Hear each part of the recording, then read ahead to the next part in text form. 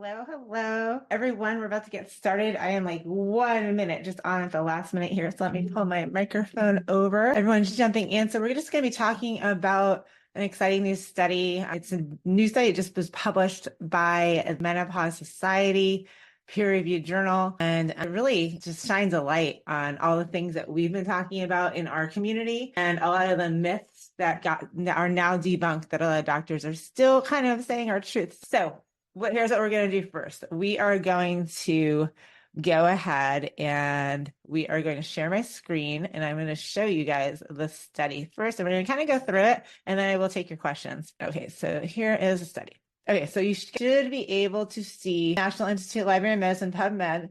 So here's the study. It's called The Use of Menopausal Hormone Therapy Beyond Age 65 Years and Its Effects on Women's Health Outcomes by Types, Routes, and Doses. So this is really cool. So a few things going on. So menopause hormone therapy. So we're talking about hormone replacement therapy specifically for women who are in perimenopause and menopause. This is really focused on menopause because they looked at women over age 65.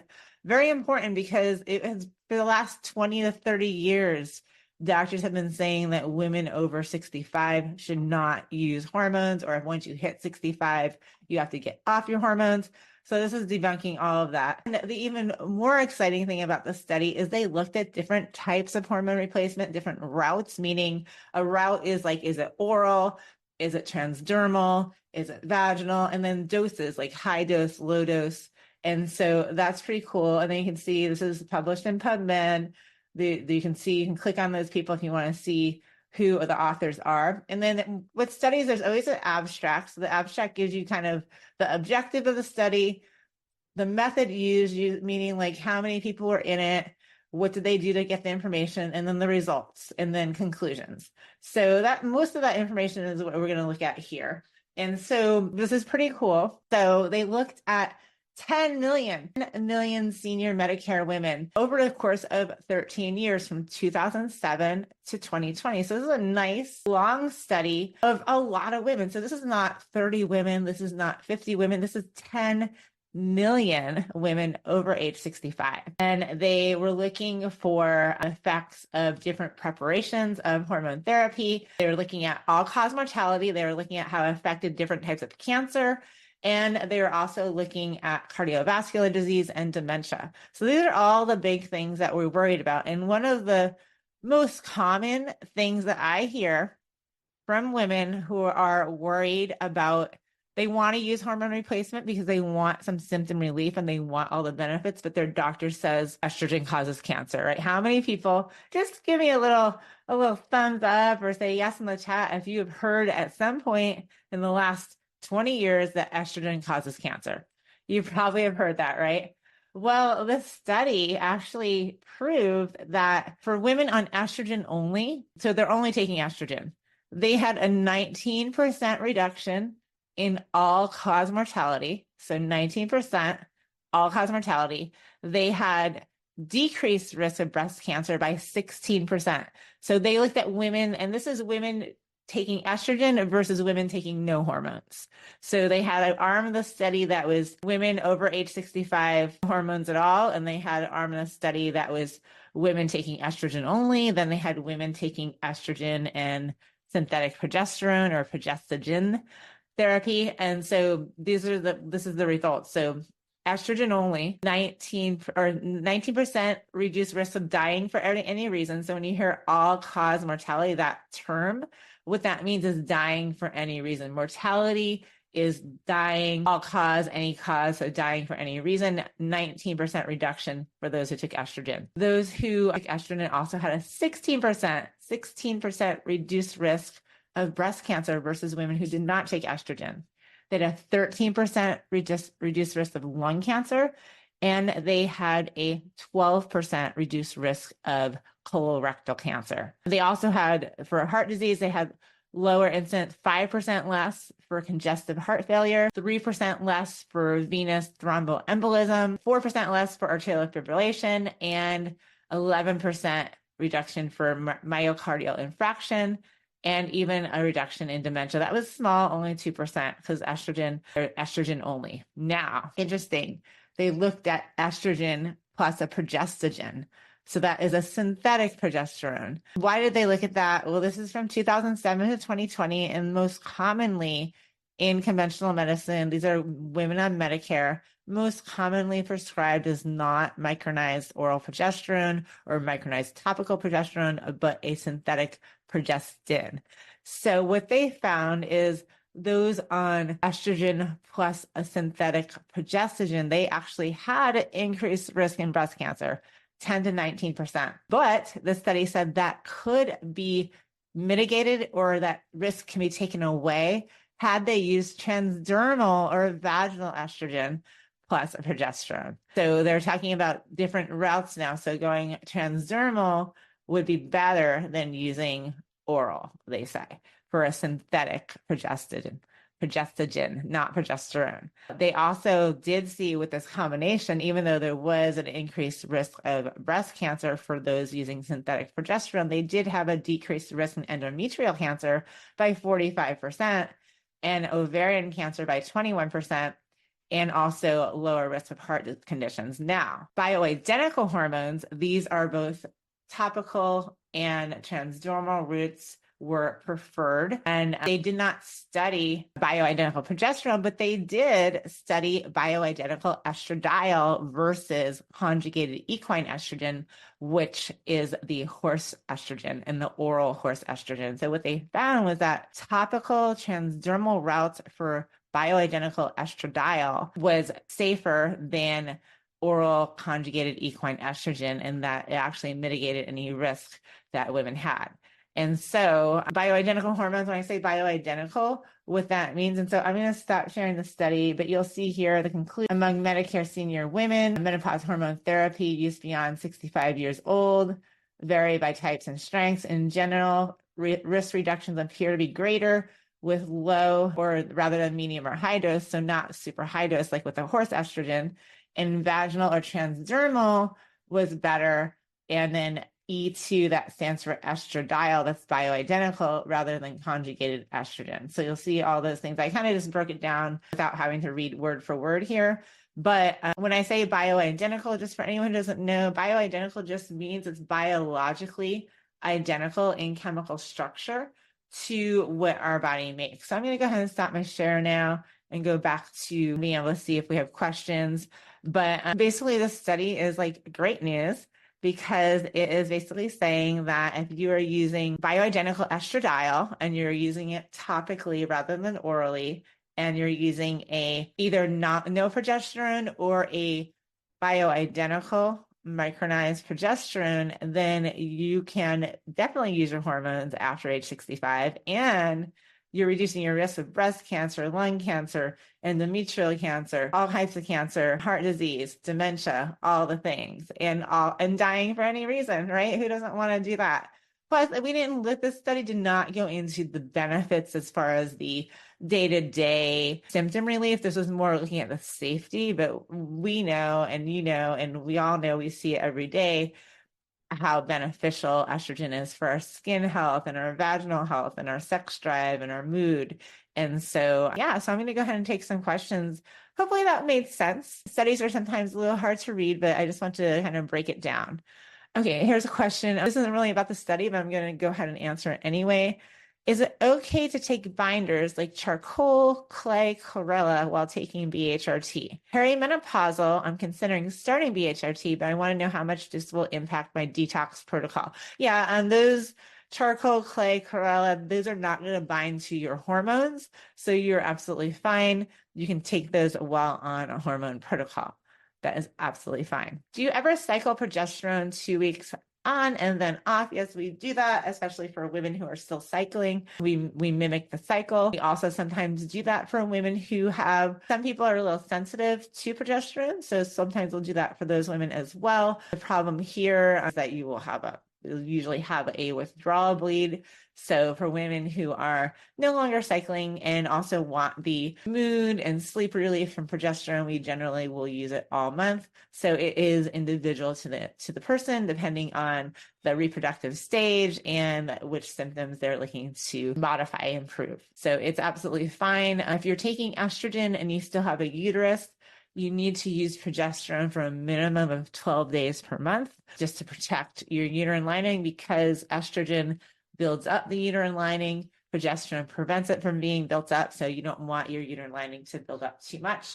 And so it's just balancing each other out. So that's why if you have a uterus, you do want to take progesterone for at least 12 days a month. But a lot of women get the benefits of mood and hair health and thyroid health and so many benefits of progesterone. So they want to take it more, and that's absolutely fine to take it more. Yes, I did share the link to the article, but I can share it again here. And I'm going to also do a blog on this that kind of breaks it down a little bit further, so you can also take that to your doctor as well. I just put that in the chat as well for you guys. Was the estrogen bioidentical? So they did use both. They used conjugated equine estrogen, which is abbreviated CEE in the study. That is something like Premarin. That is an estrogen from horses. That's not identical to the estrogen that women make. It's horse estrogen.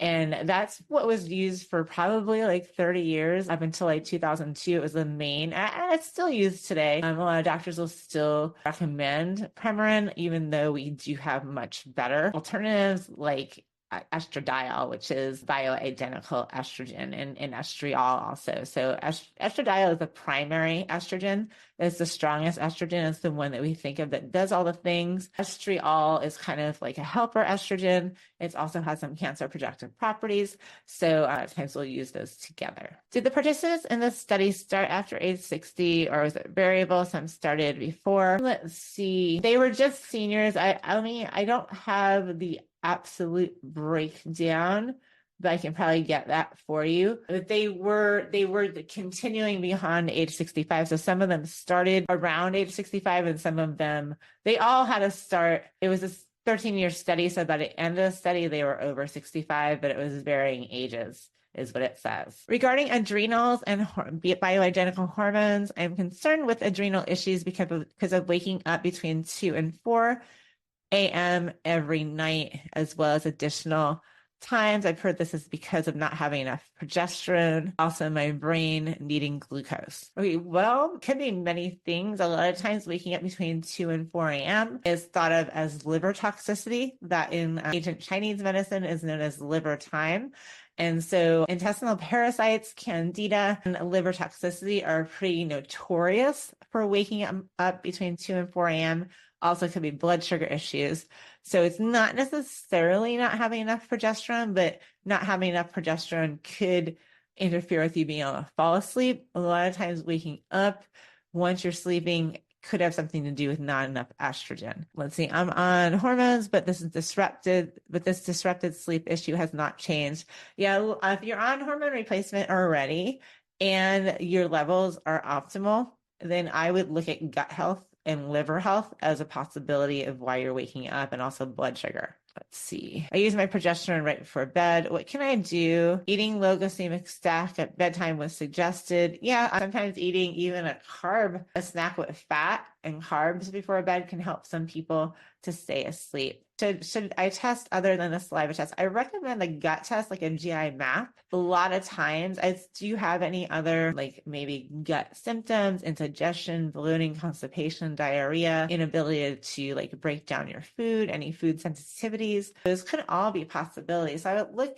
Sometimes it's important to look beyond hormones as well, because hormones can help with sleep, they're not the be all end all. But if you're using a progesterone at night, it's likely not progesterone, especially if you're using a decent amount. So would you recommend transdermal topical versus oral BHRT? Yes. Well, the study is absolutely recommending transdermal over oral for safety. Definitely estrogen. Always, always, always should be transdermal, never oral. Progesterone can go either way, but I do prefer either topical or sublingual. However, some people do well on oral micronized progesterone as well. So that one is okay as long as it's bioidentical. That's the more important thing with the progesterone. But estrogen should always be topical. Same with testosterone. At 75 years old, should all progesterone be stopped? It doesn't have to be. Progesterone is really great for your brain and your thyroid and your mood. So it does not absolutely not have to be stopped. If you are on a synthetic progestin like medroxyprogesterone acetate or a birth control pill or something like that. Those are all synthetic hormones. I would definitely recommend stopping synthetic progesterone, but bioidentical progesterone can be taken to the end of your life. Absolutely fine, especially if you're doing well on it. If you're feeling good, you have good sleep, your moods are calm, you're not feeling anxiety, you don't have brain fog, thyroid health is good, you want to continue keeping it because progesterone helps your inactive thyroid, your T4, convert over to T3. So it has a lot of uses, and it also helps with your hair. So many great things. So I will take progesterone until the end of my life, estrogen, progesterone, until the end of my life. So yeah, that's why.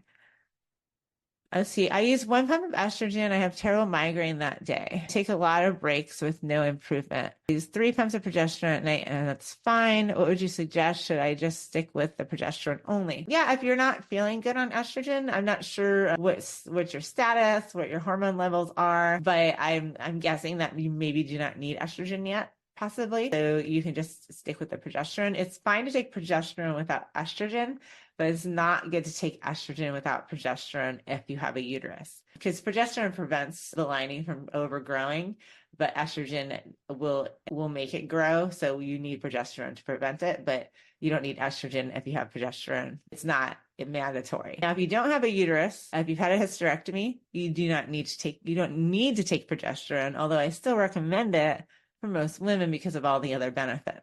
So if you're not doing well if you don't feel good on a hormone, you can try a different delivery method, perhaps. Even if you're doing topical, you can do an oil instead of a cream or something like that. So that could be an option as well. But it could be that you just don't need the estrogen right now. Come in. I think we have the prize patrol here. You want to come on in? Oh, hello. You want to say hi? Hello. Okay, so we've got the prize patrol here. This is Paxton. He likes to come on the Q&As and give away prizes. So do you have a joke? What do we do and how are we going to win? We have guessing a number, a secret word. It's a number. Okay. 1 through 30. Okay, so this is how this works. So go in the chat right now. Get ready in the chat. And let's see, chat. Let's see. Okay, so you're going to pop in the chat. What is it? It's the number? Yeah, what's the range? Oh, 1 through 30. Oh, a number between 1 and 30. Okay, so, and what are we going to win? We are going to win our new product. We just launched our new Glow Mega, which is our brains and beauty krill oil. It's one of the best krill oils in the world. It's the purest, most potent, with over 500 studies behind it. So awesome product. We're going to give this away to, can't see the chat. Oh, you just wrote in the chat. Wherever you wrote, I can't see the chat. That's where you're going to put your number. Oh, they might not be able to see each other's chats. Okay, you probably can't see each other's chats. I think it might be a webinar setting. Did anyone get it yet? Yeah, no, actually, no, I read it wrong. But somebody got really close. Oh, wow. I think I know what number it is. All right, so it's going to win sooner or later. Oh my God, do we have to narrow it down? There's so many people getting really close. There's a bunch of, there's also. Is that one? Is that it? Yep. All right, Robin Williams, you have won a bottle of Glow Mega. So all you need to do is email support at Glow Natural Wellness and let them know that you won the Paxton's Prize Patrol today. So we're going to do another one. So Robin Williams, I'll write her name down. Robin Williams. All right, so we're going to do another one. This time we're going to do pack. No, we'll do a pack. Soulmate and Daily Glow together. Okay, so we got Soulmate and Daily Glow together. Oh, watch out, my desk's on wheels, so don't push too much. Let me back up. Okay, there we go. Soulmate and Daily Glow together. So for this one, what do we gotta do? What's the drill? You want to do a joke? We're gonna do another number. Okay. But to make it a lot faster, we're gonna do 1 through 10. Oh no, because we'll have too many people get there. We're gonna do 1 through 30 again. 1 through 30 again. All right. So you have your number picked in your head. Yeah. So you have the same chances of getting it. Right, and this person's gonna win. Somebody said -1. All right, Teresa Lanzer, you are the winner of a bottle of Daily Glow and Soulmate. It's like your summertime energy pack. So you're gonna go ahead and email support at Glow Natural Wellness and let them know that you won. So let me just write her down now. Teresa Lanzer. Combo's wanting to get in here. Oh, your assistant is very handsome. That's so sweet. Awesome. Well, thank you so much, Paxton. Awesome. And then I will also post the replay, and Paxton will do the same thing on the replay, but we're going to have a different question so that people can't cheat on the replay. So we'll have to think we'll do a joke for the replay. Yeah. So you guys have a second chance to win. We can look at the times that they were posted. Yeah, okay. We'll do that. Yeah. All right. Thank you so much, Paxton. You rock. Give me a hug. Love you. Just like somebody said, said before, we rock. Oh, yes, you rock. You guys all rock, though. Okay. All right, let's go. I gotta get back to my Q&A. All right, thank you. Bye. Bye. Awesome. All right, I'm gonna get back to the questions now. But yeah, we like to just give away some stuff. Paxton loves, he loves like coming in and like helping out. So yeah. But we will do another one. I'll do 2 more giveaways on the replay. Okay, so let's see. I'm going back to my questions. It's surprising that HRT did not help with dementia. Yeah, so it was estrogen alone did not help with dementia in this short period of time. The thing was, we don't know how many women in the study actually had dementia. So there was a small improvement, but not a large improvement. It does take a little bit of time and is more progesterone and estrogen over a period of time that are going to help with dementia. Yeah, I was surprised too it was so low, but I don't think it really gave it enough time, nor did they pick women with dementia for the study. There are other studies that do show a lot of benefit for actual people that have Alzheimer's, dementia, or early stage. And so I think when we're looking specifically at those, we'll see a bigger difference. Let's see. Can you use BHRT after hysterectomy? Absolutely. You should definitely, it's not even a question of can you, it's you should use BHRT after hysterectomy, because with a hysterectomy, that is taking your body from like a normal state and just throwing you overnight or instantly in a moment's time into the state of menopause with no hormone production. This is if you've had your ovaries removed. So if you have your ovaries removed, you absolutely need hormone replacement therapy. Otherwise, you're going to feel terrible.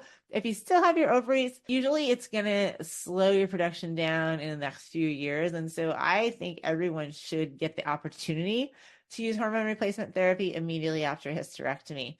When I say the opportunity, because I don't think that everyone should be forced to use hormone replacement therapy. I think it's definitely still your decision.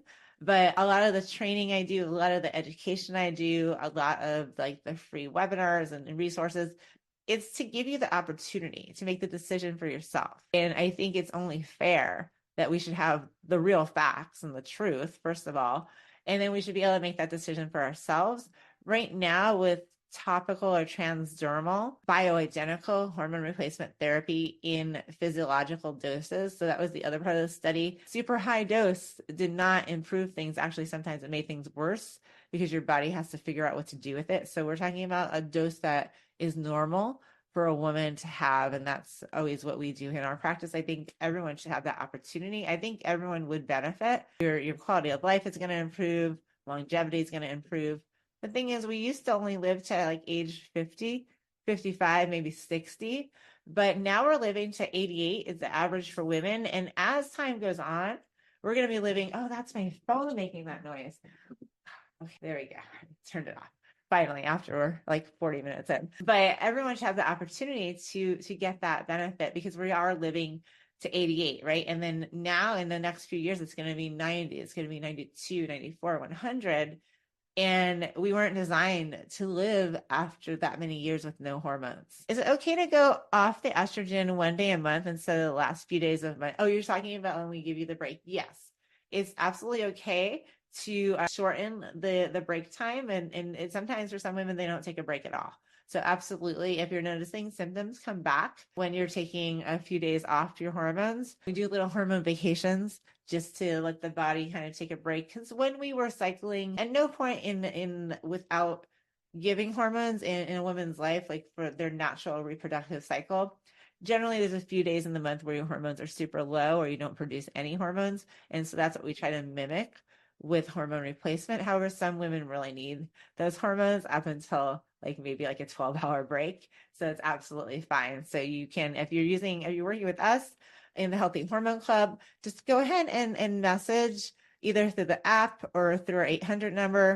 Or I think it's 855 number, so it's toll free, or through your portal, just to let your hormone specialist know that you're going to be not taking a break or you're going to take only a 1-day break, because that way we'll adjust your shipping speed of your refills. That way you don't run out. Awesome. Oh, and then just so you know, if you are in our Healthy Hormone Club, you have unlimited consultations, and we have the hormone hotline now where you can call in Monday through Friday between 10 and 4 and speak to someone right there on the phone. One of our hormone specialists, doctors, nurses are sitting there waiting to answer your questions. And then also, if you need a dose adjustment and you're just super busy, you can fill out a dose adjustment form just requesting a dose adjustment. So there's so many ways to work with us and contact us if you're in the Healthy Hormone Club. And if you're not in the Healthy Hormone Club and you want to be in the Healthy Hormone Club, that is our bioidentical hormone replacement club. We include all of our hormones, all of your consultations, testing, lifestyle training about diet, exercise, stress reduction, breathing, all of that stuff. And then we're actually going to meet after this in about an hour or a couple hours from now. We're going to be meeting on our happy hour. We do a healthy hormone happy hour. Tonight, we're going to be talking about pelvic floor. So once a month, we get together kind of like this, but it's a meeting. So we see each other's faces and just kind of hang out and talk about things that matter. And so it's a great, great program and a great community. And so definitely we'd love to have you join us if you're interested. All right, let's see. Is it okay to go? Oh, I just answered that. What do you think about staying on the NuvaRing originally for birth control past perimenopause? Any thoughts on PremPro? Well, okay. So the NuvaRing, I have to look it up to see what type of, right. So that is synthetic estrogen. Not a huge fan. It is vaginal.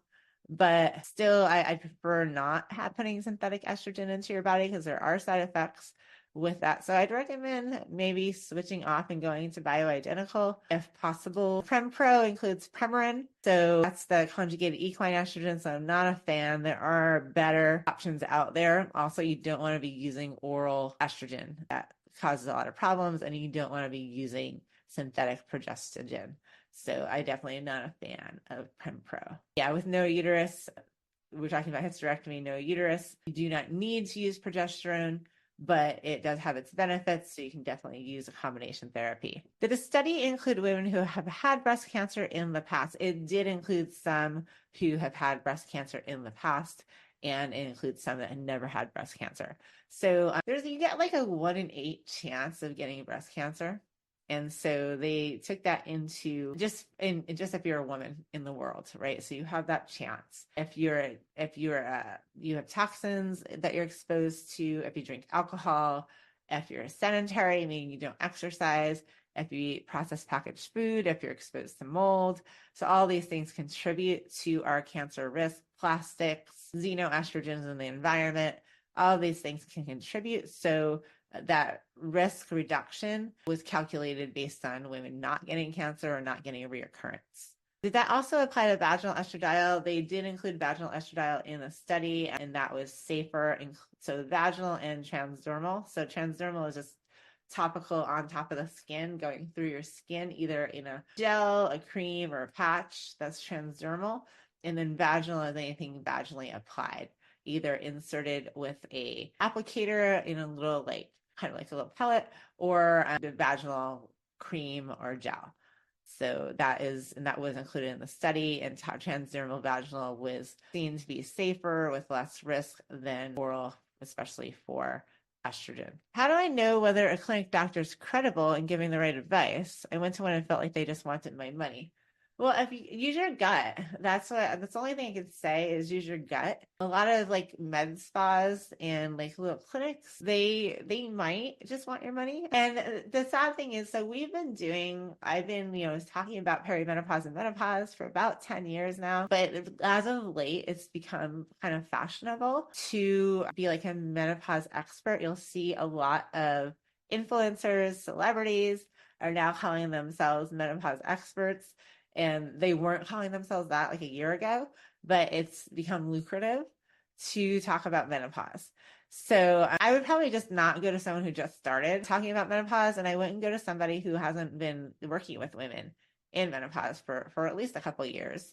So, but it's someone you feel comfortable with. And just because you work with somebody doesn't mean you have to stay with them. So if for any reason you don't feel comfortable, or they're not explaining things to you, or they don't give you like a full understanding, like you don't feel like they're really asking you about your symptoms and your lifestyle, and they don't seem to actually care, then go somewhere else. That's the best way to know, because just because someone has a medical license doesn't really qualify them to help you with your hormones, because most medical doctors, including OBGYNs, don't really learn about menopause or perimenopause or hormone replacement therapy. In fact, there was just a study done, it was actually a survey among OBGYNs in the United States, and 93% of them said that they do not feel like they are equipped to help women in menopause because they didn't get the training for it. So it doesn't mean they're not a credible doctor. It just means that they don't have the training about menopause and perimenopause. Don't understand why we don't just start with pregnenolone since it's on top of the cascade. It's because pregnenolone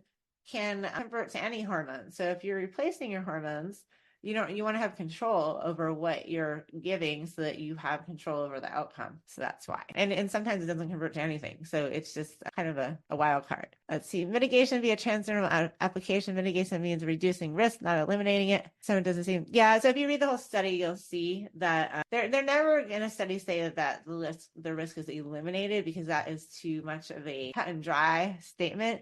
But it did mitigate the risk, meaning the risk was taken away. Mostly it was reduced significantly using transdermal. There was no outcome that was negative with the transdermal. So that's why. The whole study does elaborate on it if you look at all of the charts and things like that. So you can look at the charts and the figures, and it does go a little more detailed, but we don't really have time to go into all of that on this call. So it was kind of a little high level. But yes, the reason I asked is because source of controversy, OBGYN is problematic to start HRT. Yeah, exactly. That's why the study came out, because it's no longer problematic. The problems do not exist, but the problematic rumors, myth, that whole statement was actually generated out of the risks associated with Premarin and Prempro. So that is when people refer to risks with hormone replacement, they're talking about risks with the hormones that were most commonly prescribed back 20 years ago, which was conjugated equine estrogen and synthetic progesterone. Now we have estradiol. Now we have other things that we are recommending in different routes, not just oral. So that's what this study was all about. That's why the Menopause Society created this study and conducted it over the past 13 years, because there's more to it than just the Prempro and the Premarin. And so that's why they were saying that women cannot start after age 60. It's because usually if you haven't been on your hormones, if you went through menopause, average age 51, so you went 9 years without having hormones, then your arteries and your cardiovascular system will start to develop plaques. If you introduce conjugated equine estrogen into that scenario, there is something called MMP9, which is in the conjugate, which is activated as a result of the conjugated equine estrogen. That can cause those plaques to break off, and that can result in a stroke. The same is not true for estradiol. I actually did a video on this about a few months, maybe about like 3 weeks ago, and that's on my YouTube channel. So I break it down a little bit more. Why after starting hormones 10 years after menopause is a myth. Not true for bioidentical. And that's really why the study came out as well. Let's see. I heard that oral progesterone from Metrium can be taken with estrogen for women who have their uterus. That's exactly right. Yeah, no, progesterone cream or topical progesterone is also protective, and also vaginal progesterone. It just doesn't show up in the blood. Neither does the topical estrogen. So, but you can take definitely, Prometrium is fine. Nothing wrong with it, except for the fact that it's mixed in peanut oil, which is inflammatory for a lot of people. So there's other options as well, but it's not dangerous to take oral progesterone. See, I'm on the Dose Estradiol transdermal patch. I switch out on Wednesdays and Sundays. I take the progesterone pill. That's fine. I've only been using these 2 for a month, and I don't feel any different. I feel like I'm having more leg aches than before. Is this to be expected? And how long before I feel a difference and feel better? It depends what your symptoms were. First off, some women feel better instantly. Some women, it takes about 6 weeks to start to feel a difference. So it looks like you said for about a month, and you might be on too low of a dose. So I would wait, maybe you're about a month. So I would reach out to your practitioner if you're working with us and the Healthy Hormone Club, reach out to us, and then we might be able to adjust dose a little bit, especially if you're having symptoms like hot flashes, night sweats, anxiety, difficulty sleeping. Depending on what your symptoms are, we can definitely adjust dose. Or if you're working with another practitioner, just talk to them about maybe increasing your dose a little bit if you're still having symptoms. But if new symptoms are happening that you didn't have before, and you're feeling actually worse on the dose, then you might want to reduce your dose. So everybody is different. There's not one dose for a woman who's like 58 years old, who's been in menopause for 3 years. there's not one dose. Everybody's going to have a different need. Everybody's going to absorb their hormones differently, and everybody's going to, utilize the hormones differently as well. So it's definitely going to be a little trial and error probably for the first month or so, and then you'll be able to get dialed in. Let's see. I have not started my hormones yet, and I'm wondering why that the amount of hormones suggested is aimed at getting my levels up and beyond what is normal range menopausally. Oh, okay. So menopausal hormone range is basically almost nothing. That's what's normal for women who are no longer producing hormones. So the goal is not to stay in that almost nothing range when you're on hormone replacement, and then you go into a hormone replacement range or the range of a normal healthy woman who has hormones on board. So the goal is not to stay in a menopausal range, because all that simply means is it's a range where you don't have any hormones on board. So that's not where you want to stay.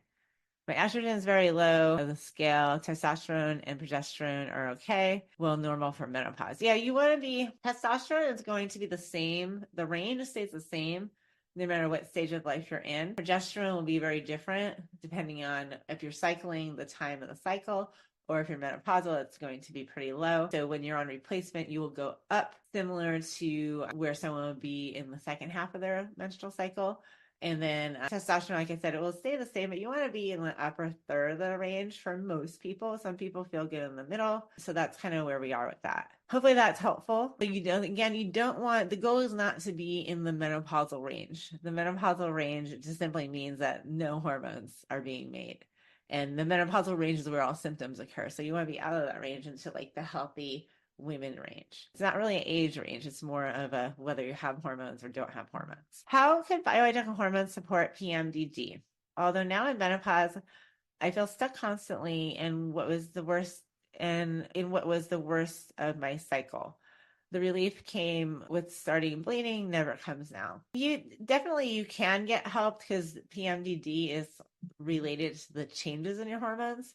So generally it's premenstrual. So it's a time right before your period, which is when the hormones are kind of dipping. And so you may want to be on low dose hormones though, because if you feel best when at day one of your cycle, that's actually when hormones are pretty low before they start climbing again. So you may want to go lower dose on your hormones and see if that helps you feel better. But just having the same amount of a steady amount of hormones throughout the month should improve your condition. Because generally with PMDD, unfortunately, when you hit menopause, it generally gets worse or more severe. Keeping those hormones stabilized should be helpful. And it might take about 1 or 2 months to see that level off, because the change in the hormones is sometimes what causes the problems.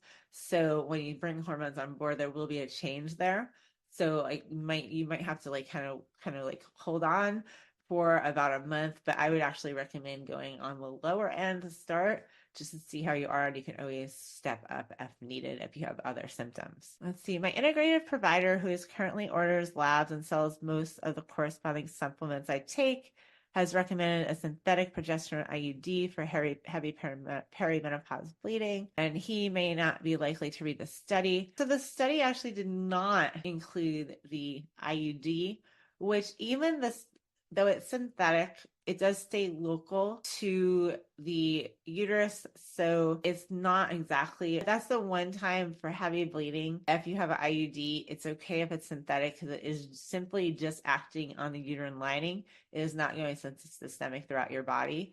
So you won't get the benefits of the sleep and the calm moods and the thyroid health from the progesterone, but you will get the mitigation of the heavy bleeding. So don't actually have a problem with that. I think that you're actually okay on the IUD. So, but however, if you wanted to not have the IUD, you could go with a bioidentical progesterone to help modify the bleeding or see if that helps. I don't know if you've already been down that road before and maybe that did not work and that's why you went to the IUD, or if you just went straight to the IUD. But again, just to reiterate, even though it's synthetic progesterone in the IUD, it just stays local to the uterus, so not a problem. As far as systemic, I have not seen any studies with negative side effects from a synthetic IUD. So that is actually not a problem. in my book, especially if it's controlling your heavy bleeding. Now, we do have many women who use bioidentical progesterone, either topical or oral or sublingual, that helps to control the bleeding as well without having an IUD. So you have some options, but what you're doing is currently not bad. So hopefully that's helpful.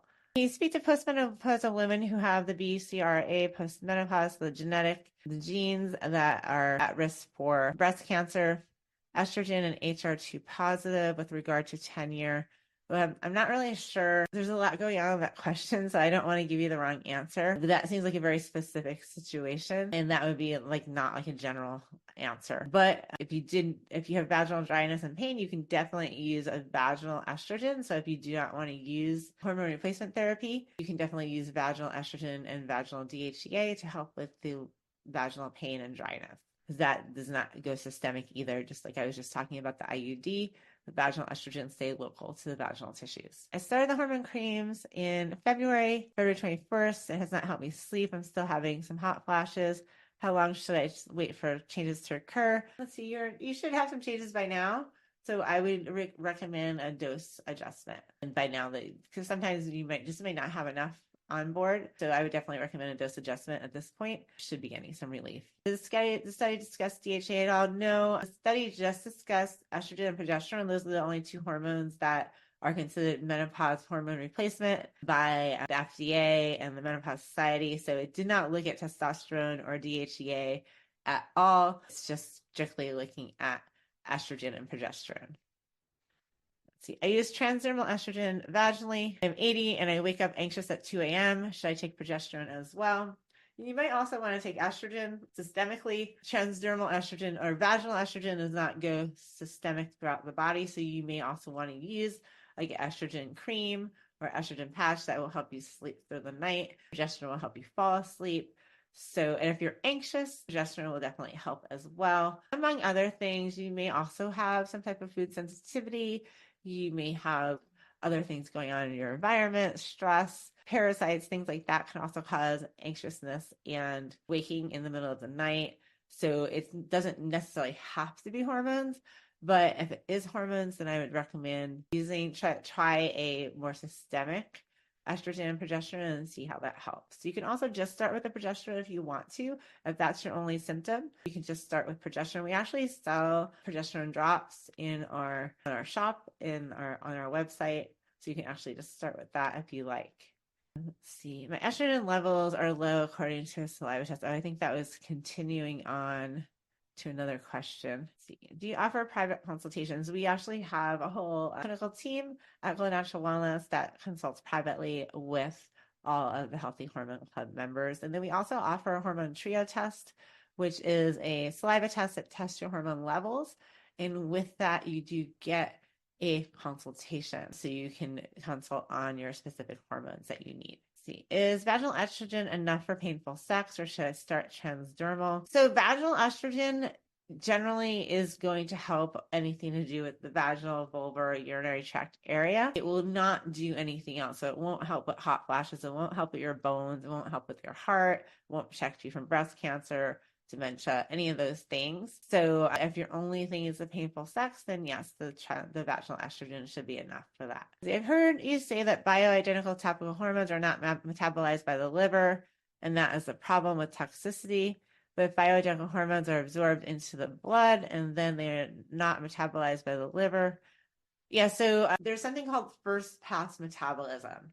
What is what happens, and that happens in the liver. So when you take hormones orally, they go down your throat into your digestive system, then they have to go to the liver for first pass metabolism, and then that creates some byproducts and enzymes that can cause clotting factors and can cause things like risk for clots, stroke, pulmonary embolism, venous thrombolism, things like that. So when you do topical hormones, they go in through your skin, they go into your lymph, into your tissues, and they do not go to the liver for that first pass metabolism. So this enzymes and clotting factors are not created. So that's what that means. Oh, you guys were putting the number into the Q&A. So the number for the prize patrol, it was supposed to be in the chat. So I'm not sure if you guys would have won, but some of you are anonymous, so we wouldn't be able to know who you are. Let's see. All right, I'm going to answer just a few more questions. I do have our healthy hormone happy hour coming up after this. Let's see. I definitely need to reach out to my HH3 practitioners. I'm having night sweats. Yeah, definitely reach out anytime you're having any questions or concerns. You have unlimited consults if you're in the Healthy Hormone Club. So definitely, or if you're not in the Healthy Hormone Club and you're curious about it, you want to be in the Healthy Hormone Club, we actually do have a free consult that you can talk to we call them the Glow Squad. They are our clarity calls or our health advisors, and they will let you know if you're a good fit for the Healthy Hormone Club. So let me see if I can get you that link real quick, and I will put it in the chat. It's on our website. If you go to our Healthy Hormone Club page, let me just see if I can pull up that link for those of you who are asking for it. It's just a free call if you're just wanting to know if it's right for you or you're just curious what's involved. So here we go. Let me just put that link in the chat if you're interested. So that's for if you're not a member of the Healthy Hormone Club and you just want to learn about it. It's also if you go to our website, you go to the join button, you can see what it's all about. Let's see.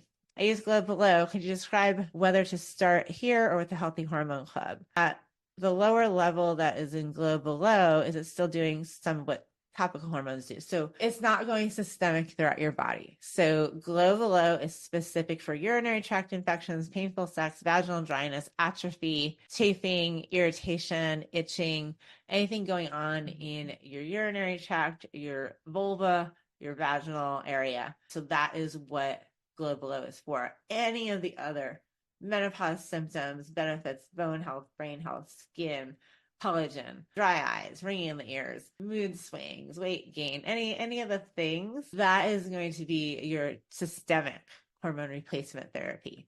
This is going to be transdermal, topical. Those are the routes for hormone replacement therapy. So hopefully that makes sense. I recently added another. Okay, so progesterone drops, that's just progesterone. So if you are someone who is like having PMS, if you are someone who just wants to dip your toe into maybe trying some hormones, you can just buy the progesterone drops on your own, and you just take like the recommended dose, and you can just go there. We just want to make it available because we do have a lot of younger women who are just not in menopause, but they are having PMS, they're having some menstrual issues, and they just wanted some progesterone, so we wanted to give them an option as well. Do conventional pharmacies carry BHRT, topical estrogen? Absolutely. Yes, they do. There are many pharmaceutical brands that make patches, gels, creams that are bioidentical. So it's not your only option. If you're getting a prescription from your OBGYN, you can just demand bioidentical. That's I recommend. Can BHRT cause weight gain? So BHRT or any hormone replacement can cause you to hold on to water temporarily. That is your body just pulling in water to help kind of circulate the hormones around. That is something that is temporary. It is not fat, and it will go away as long as you just keep going on your plan. You can also take a diuretic if it's absolutely stressful to you to have a little bit of water weight, but no, it does not cause weight gain. It actually does cause weight loss over time. It does take time for the weight loss to happen. So if you are on a steady path of gaining weight, up, it's gradual, you're gaining a few pounds each year, you start hormone replacement, it's not going to be like immediate. It's going to stop the gradual uptick of your weight. It's going to steady you out. And then after a while, you're going to start going down because it's going to help you maintain your muscle.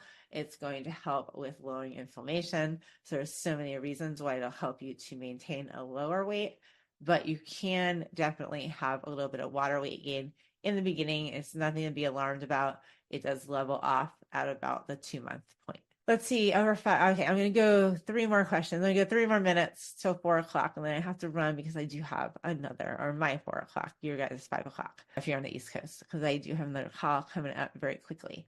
Let's see, it's 5 years since my last period. Bone density has degraded to osteoporosis levels, brain fog, poor memory, disruption. Is it too late to start BHRT? Absolutely not. It is absolutely not too late, even by conventional standards, even by the most outdated research. You're still in that 10-year window if we want to go by the outdated research, but we have new research now that says that there is no age limit on hormone replacement therapy. So absolutely, you can definitely go ahead and start immediately so that you can feel better right away. Let's see, in 2022, at age 58, my doctor took me off hormones because I'd been on it for 7 years. This is exactly what the study that we just went through is all about.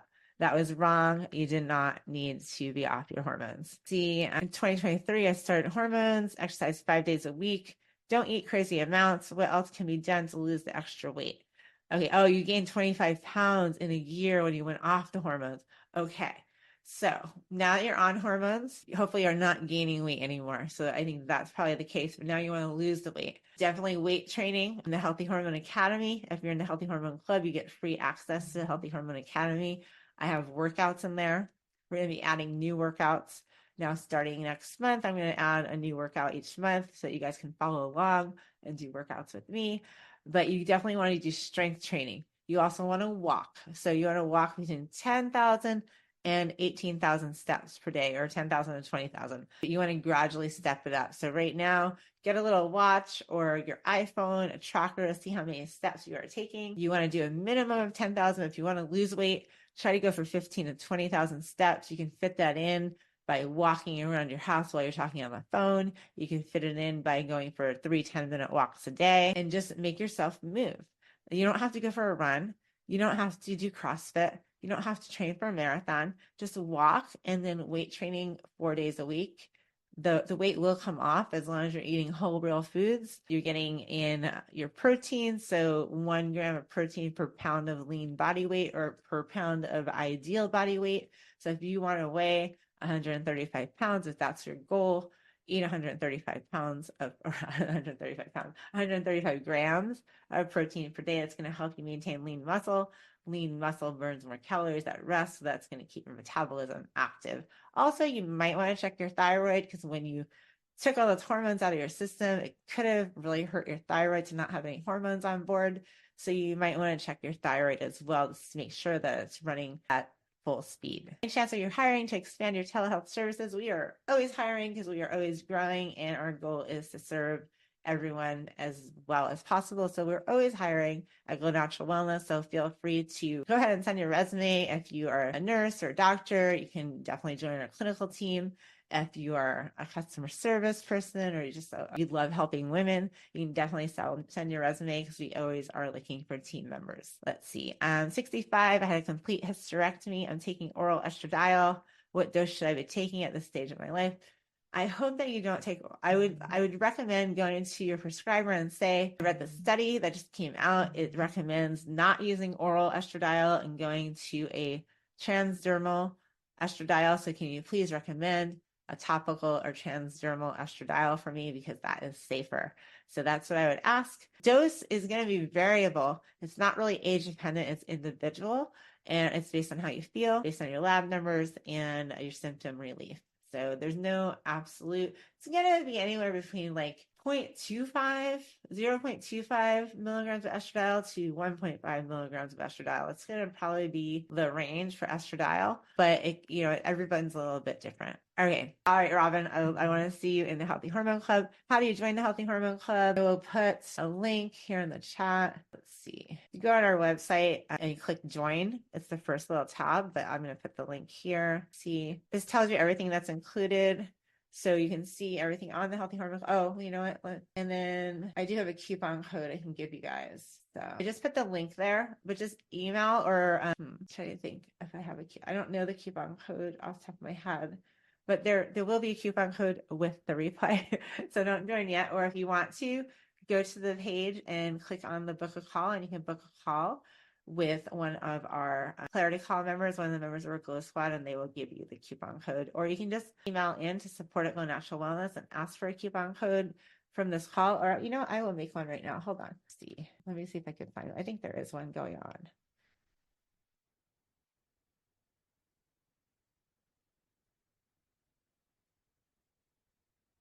Okay.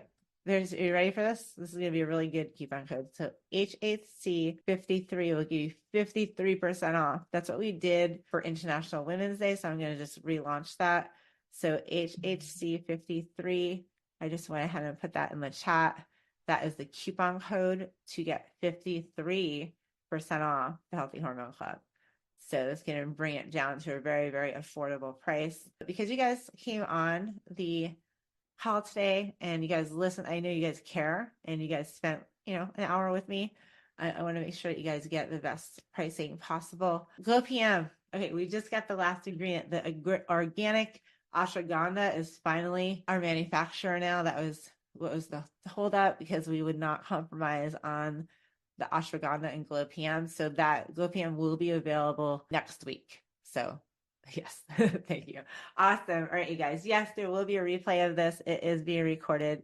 Awesome. Thank you guys so much for asking. So yes, if you want to join the Healthy Hormone Club, I did put the link in the chat, but I will send it with the replay as well. We'd love to have you. If you're not sure, you want some questions, we have an amazing team that will just get on a call with you and answer your questions. They're not going to be able to give you clinical advice on that call, but they can tell you all about the Healthy Hormone Club and whether you'd be a good fit for it. And then I put the coupon code HHC, Healthy Hormone Club, 53 for 53% off, so that you guys can take advantage of the sale that we did like a month ago for International Women's Day. But I wanted to go ahead and extend that to you here. And hopefully this is helpful. I know I didn't get to all the questions, but I'm going to download the Q&A and I will use that for creating content for YouTube and Instagram. So we'll get your questions answered. All right, you guys, take care. Have a wonderful day. If you're in the Healthy Hormone Club, we got another call in about an hour. We're going to be talking about pelvic floor and how to improve your pelvic floor health. So I hope you join us for that. We have Dr. Jasmine coming on to help me with that. She is our in-house pelvic floor therapist. So when you join the Healthy Hormone Club, you get access to her as well. All right, you guys, take care. So good to see you. If you won a prize with the Paxton's Prize Patrol, be sure to email support at Go Natural Wellness and let them know where to send your prize. There's no cost to it. We're just going to ship it to you absolutely free. All right, you guys, I will send the replay out probably the day after tomorrow. I don't think I'll have time to get it together tonight, but I will send it.